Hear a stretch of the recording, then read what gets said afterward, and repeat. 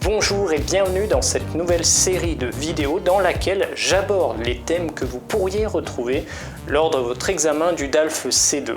Alors aujourd'hui j'aborde le monde du travail et j'aborde un aspect plus spécifique qui est le statut auto-entrepreneur qui est valable en France. Alors avant de vous expliquer ce qu'est le statut auto-entrepreneur, je dois d'abord vous expliquer quelques généralités sur les entreprises. En France, lorsqu'on a une activité économique, lorsqu'on a une activité dans laquelle on va gagner de l'argent, on doit déclarer cette activité et on doit disposer d'une entité juridique qui permet de faire des paiements et d'encaisser de l'argent. Cette entité juridique, on l'appelle une entreprise. L'État français aura bien sûr connaissance de la présence de cette entreprise et pourra appliquer les taxes ou les impôts qui lui sont applicables. Alors je ne rentre pas dans tout le détail des statuts des entreprises parce que c'est assez compliqué, mais je veux que vous sachiez au moins deux idées de statut. On va partir sur les grosses entreprises qui ont des actionnaires, donc des personnes qui ont investi de l'argent dans ces entreprises. Et ces entreprises, elles ont une entité juridique qui est séparée de celle des actionnaires ou des entrepreneurs qui ont créé l'entreprise. Ça veut dire qu'en fait, si cette entreprise a un problème juridique, un problème économique, la responsabilité reste au niveau de l'entreprise et n'intervient pas sur les actionnaires ou les entrepreneurs. Ça, c'est vraiment le cas des grosses entreprises dans lesquelles il y a beaucoup d'argent. En revanche, il y a des entreprises de plus petite taille où l'entrepreneur est seul et souvent sans actionnaire et il crée une structure juridique, mais cette structure va être confondue avec sa personne. Ça veut dire que si l'entreprise a un problème économique ou juridique, ce problème est également le problème de l'entrepreneur. Si l'entrepreneur emprunte de l'argent à la banque avec son entreprise, si l'entreprise ne peut pas rembourser, dans ce cas-là, l'entrepreneur devra également rembourser la dette de l'entreprise. Cette structure, c'est la structure qu'on appelle en nom propre. Ça veut dire que c'est le nom de l'entrepreneur qui est responsable de la nouvelle structure de l'entreprise. Alors, dans tous les cas, que ce soit une grosse entreprise ou une petite entreprise, dès lors que les salariés, les actionnaires ou les entrepreneurs prennent de l'argent à titre personnel, l'entreprise devra également régler des cotisations sociales qui permettront de payer les retraites, le chômage ou encore la sécurité sociale. Ces charges sont valables quel que soit le statut de l'entreprise.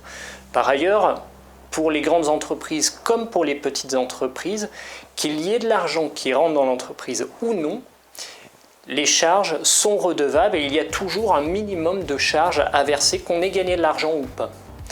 Alors évidemment, pour les grosses entreprises, il y a beaucoup d'argent, donc c'est plus facile. Pour les petites entreprises, en revanche, si un entrepreneur n'a pas de clients pendant 1 mois ou 2, pour lui, c'est très difficile de régler ses charges fixes.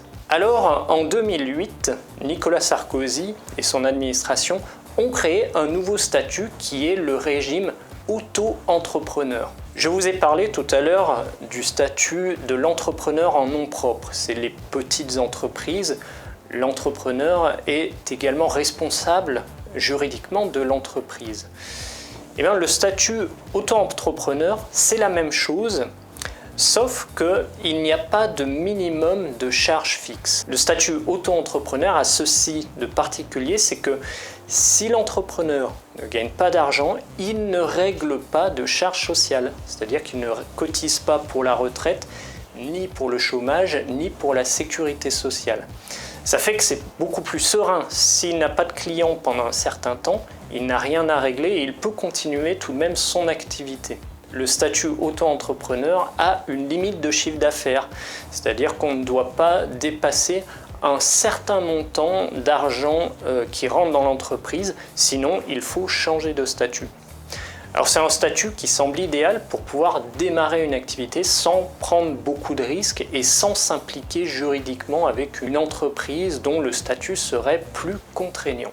Je vous précise également que le statut d'entrepreneur, qu'on soit entrepreneur dans une grande entreprise ou pour une toute petite structure, qu'on soit même auto-entrepreneur, nous prive des droits sociaux.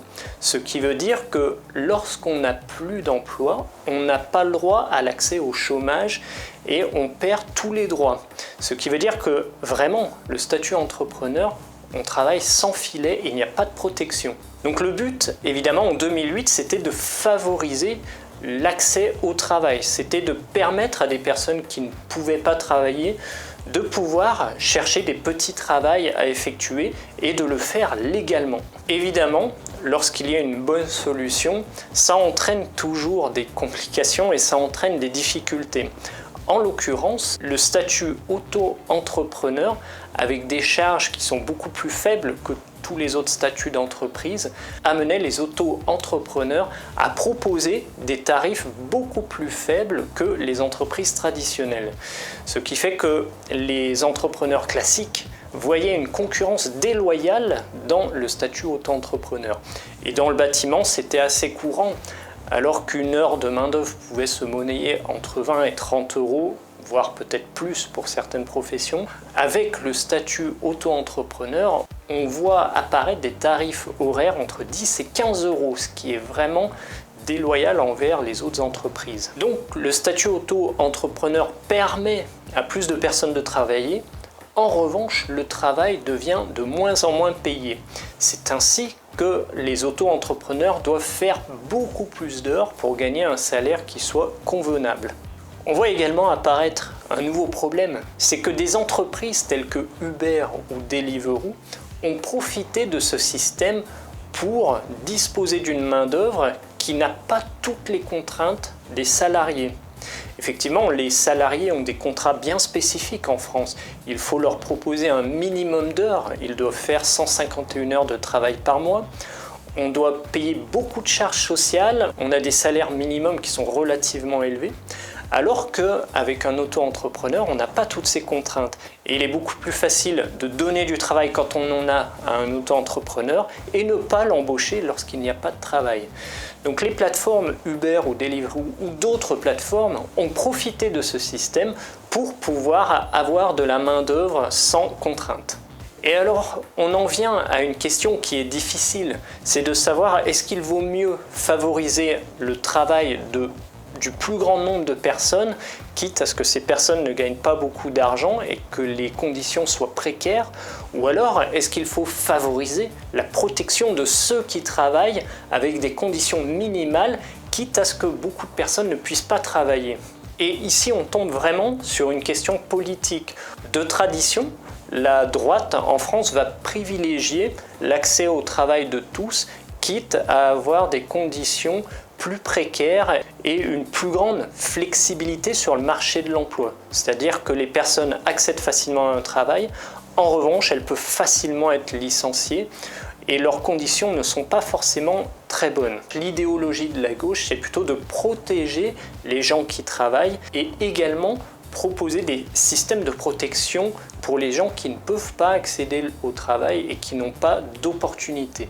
Mais il est évident que tous ces systèmes de protection ne permettent pas une flexibilité du monde du travail et empêchent certaines personnes de pouvoir travailler parce qu'il y a trop de difficultés et trop de contraintes pour les entreprises. Donc vous voyez, on a vraiment cette disparité entre la droite et la gauche dans le monde politique en France et dans l'idéologie du travail. Pour ma part, je suis d'avis qu'il y a une idée de protection à acquérir. C'est-à-dire qu'on peut être chef d'entreprise, on peut être personnage de politique de haut rang et gagner un salaire qui soit conséquent. On peut gagner beaucoup d'argent, c'est pas interdit. En revanche, il est tout à fait inhumain de penser qu'on gagne cet argent grâce au fait que des personnes ne soient mal considérées, qu'elles travaillent mais qu'elles ne puissent pas avoir un salaire qui soit relativement décent. Et c'est là où le juste milieu est difficile à trouver. Comment faire en sorte que les personnes qui travaillent, qui ont du mérite, puissent gagner suffisamment d'argent, mais en même temps qu'elles ne profitent pas de la précarité de certains pour s'enrichir. Un candidat à l'élection présidentielle, Benoît Hamon, a proposé un revenu universel quelle que soit la catégorie de personnes.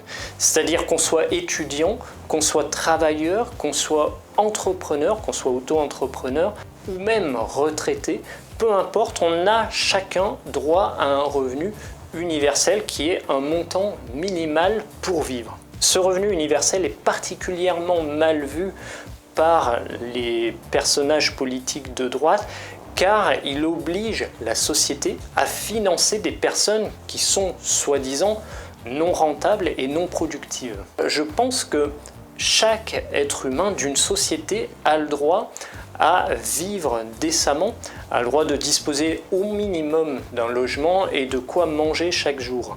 Et un revenu universel me semble une idée qui est très pertinente. Par ailleurs, certaines personnes qui ont la capacité physique de travailler, qui ont l'envie de travailler, n'ont peut-être pas forcément l'opportunité de trouver un bon travail, tout simplement parce qu'elles ne connaissent pas la bonne personne pour accéder à l'emploi. Alors il est vrai que le système économique est assez injuste par définition. Il faut avoir non seulement les capacités, mais également les opportunités, connaître les bonnes personnes pour pouvoir travailler. Mais au-delà de l'aspect économique, qui pour ma part n'est qu'une convention, c'est parce qu'on a défini que le travail définissait la richesse, que l'on pense que l'activité économique est l'alpha et l'oméga de toute vie en société. Ce n'est qu'une convention, il faut se le rappeler, et on peut très bien changer les règles. Mais sans aller jusqu'à changer les règles, je pense que le travail dans la société a un aspect social qui est particulièrement important. Quand on travaille, on rencontre des personnes, on discute, on échange des idées et ça nous permet d'évoluer. Cette activité qui est ici intellectuelle et non économique est absolument importante pour le développement de chaque être humain. Et quand on ne peut pas travailler, finalement on renonce à cette activité physique, cette activité sociale et on n'a pas la possibilité de se développer en tant qu'être humain. Alors, pour conclure, je pense que le statut auto-entrepreneur est un bon système car il permet à tout le monde d'accéder de façon légale à une activité économique et également à une activité sociale. Mais il faut garantir à chacun le fait d'avoir des revenus suffisants pour payer un loyer et pour se payer de quoi manger chaque jour. Il faut également en venir à cette idée du revenu universel, quel que soit le statut. C'est vrai qu'on a beau prôner l'égalité sur tous nos bâtiments administratifs, sur tous nos documents administratifs, il n'en demeure pas moins qu'aujourd'hui, certains statuts sont considérés différents d'autres statuts. Pourquoi un auto-entrepreneur n'aurait-il pas droit à l'aide sociale lorsqu'il n'a pas d'emploi? Donc c'est pour répondre à ce souci d'égalité que le revenu universel est finalement une bonne idée. Vous pensez avoir tout compris sur le statut d'auto-entrepreneur dans le monde du travail, vous pensez avoir compris les tenants et les aboutissants, vous pensez pouvoir expliquer à vos proches qu'est-ce qu'il en ressort de ce statut spécifique. Alors pour vous tester, je vous propose un cours de niveau C2 sur la boutique Luquet. Dans ce cours, vous allez retrouver plusieurs textes qui sont relatifs au statut auto-entrepreneur. Vous allez également retrouver ma proposition de production écrite en minimum 700 mots pour l'examen du C2.